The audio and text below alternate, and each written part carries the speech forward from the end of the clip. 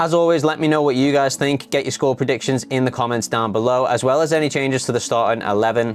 What is up, guys? It's James from CopLogic. Welcome back to the channel. It is that time again. It's match preview time in the Premier League, match day 8 of 38. At the Amex Stadium, Liverpool are away against Brighton. Now, this is a bit of a mad one because it might surprise you to know that Brighton are a little bit of a bogey team for Liverpool. Wasn't one that immediately jumped out to me, but then I went back and looked at some of the stats and you realize this is a really big game, not just because of Brighton's recent great form, but if you actually look back at past fixtures, this is a bit of a bogey team for Liverpool. So let's dive into it and take a look at that. So we normally start with current form, but I actually want to take a look at the head-to-heads first. Last time out in the Premier League, Brighton bested Liverpool 3-0, and in the last 3 seasons, Liverpool actually only registered 1 win against Brighton in the Premier League. Diving a little bit deeper into these head-to-heads, in the last 7 games, Liverpool have registered only 1 win. Brighton with 3 wins and the other 3 results being a draw. So this is the first time this season we've done a match preview where the opposition actually has the better record, which is a little bit worrying. That makes this an absolutely massive game for Jurgen Klopp, especially getting the tactics right, getting the team right, because this is a big one and we definitely have to win it if we want to stay on the toes of Manchester City after, you know, the injustice of that Tottenham game last time out. Fortunately for Liverpool, the head-to-heads don't really tell the whole story. If we actually look at current form, of course we know Liverpool are in great form. We've only lost 1 game this season and that was to Tottenham. Bit of a controversial loss, so I'm not really counting it in terms of how it affects our form. I think we're in great form, and if anything, that injustice has probably spurred the lads on even more so. So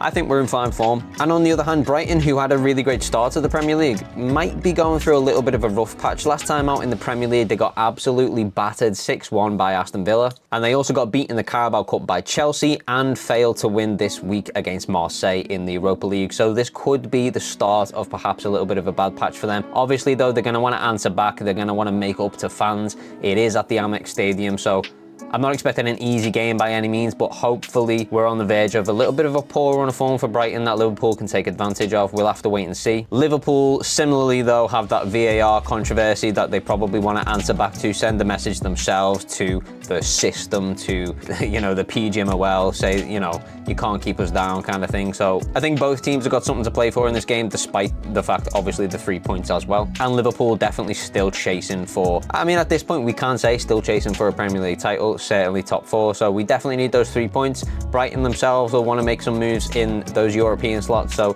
this is a really big game. And again, a bogey team for Liverpool. Little bit of a scary one, probably first time this season that I'm saying, who knows what way this could go. In terms of key injuries, it is Liverpool that are coming out on the losing side in that sense that Thiago is out still, Bajcetic is out, and of course Cody Gakpo, who picked up that injury in the Tottenham game, also out for this one. And then we've got a couple of suspensions. Curtis Jones serving his undeserved suspension against Tottenham there. 3 games for Curtis Jones, so this is the first of 3. And Diogo Jota serving a 1-game suspension, again undeservedly sent off, but it is what it is. So the 2 of them are out, so that makes our team selection kind of easy, to be honest with you. So let's move on to team selection. I think this one's going to be nice and fast. Honestly, I think it's probably one of the easier team selections we've had all season. I'm basically just going strongest 11. Starting in goal, obviously Alisson Becker. Caoimhin Kelleher picked up an injury before the USG game, so he would have been out anyway, but of course it was never going to be him in selection for this anyway. Premier League, it's Alisson Becker's competition. He is our number 1. He is the best goalkeeper in the world, so he of course starts this game. Going to do the whole back 4 together this time because it's a very familiar back 4. We all know it. It is the best Liverpool back 4 that we've got at the moment. Of course, Trent and Robbo as the fullbacks. Trent got a little bit of a run out against USG, return from injury for him. Robertson sat that one out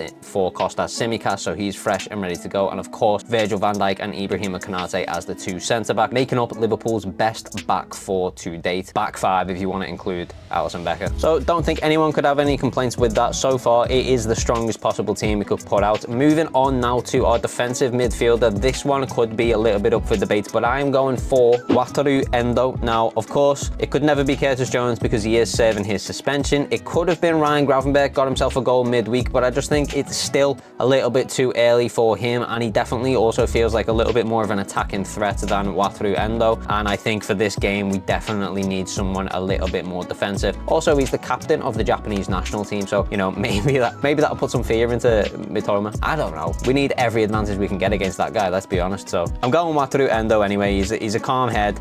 in that midfield, and he's probably the more defensive of the two. And you know what? He also deserves more minutes than he's been getting so far this season. So for me, Wataru Endo as defensive midfield. Let's move on to our two central midfielders, Alexis McAllister and Dominic Szoboszlai. Both fantastic players, both in fantastic form at the moment for Liverpool, and both definitely make up our best midfield. So it has to be the two of them. As I said, we're going full strongest 11 for this game for Liverpool, because this is one of the biggest games of the season so far, especially with that historic record that we've got against Brighton, but also the fact that we are desperate for those 3 points to keep ourselves in the race. And at the same time, Brighton are in really good form in the Premier League right now. They're one of the better teams in the Premier League right now. So yeah, massive game. Definitely need to have our strongest 11 out there. Alexis McAllister and Dominic Szoboszlai. And then that brings us on to our front three, which we're not actually left with that many options. As you know, Diogo Jota is serving a suspension, so he cannot feature in this game. Cody Gakpo will be out injured, so he also will not feature in this game. And if we were going to add in some oddballs like a Curtis Jones, well, he's also serving a suspension. Harvey Elliott, who played midweek, I don't think is getting into this ahead of Mohamed Salah, for example. So I think we all know who this front three is going to be. Let's just slap them in there. Luis Diaz on the left wing, Mohamed Salah on the right wing, and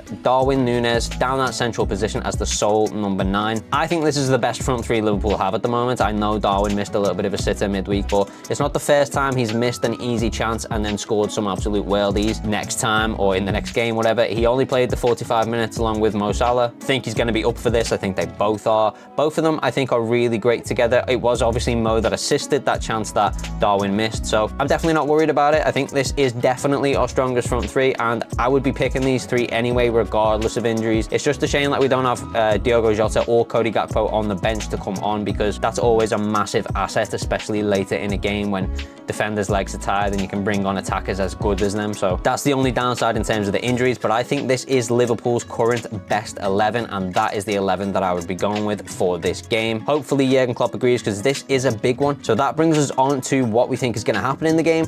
What's the score prediction going to be? Well, if you look down at the win percentages, it's Brighton with 30%, a draw on 24%, and Liverpool win percentage at 46%. So we just come out on top, but it is very, very close. One of the closer games we've done so far this season. And then again, if you look back historically at the Liverpool-Brighton games of recent times, not a great record for Liverpool. So I think this is going to be a really tight game. The really good form of both teams as well is going to play into that. It's away at the Amex, so Brighton have got the advantage there. I really think this is going to be a close game. I think it's going to be a very uncomfortable one, but I'm obviously going to back Liverpool, so I'm going to go with a 2-1 win. I could be boring and say 3-1, but Brighton got battered in their last game in the Premier League, 6-1 by Aston Villa. They're not going to be looking to leak goals. They're going to want to make sure they keep a tight ship. So I don't think there's going to be too many opportunities. We just have to take our chances when we get them. And obviously we know the quality of Brighton going forwards with Mitoma and the like. So I think this is going to be a close game, and I'm going to go with a 2-1. As always, let me know what you guys think. Get your score predictions in the comments down below, as well as any changes to the starting 11. As I said, this one's going to be a really big game, so fingers crossed for the Red Men, and we will see you guys in the next video.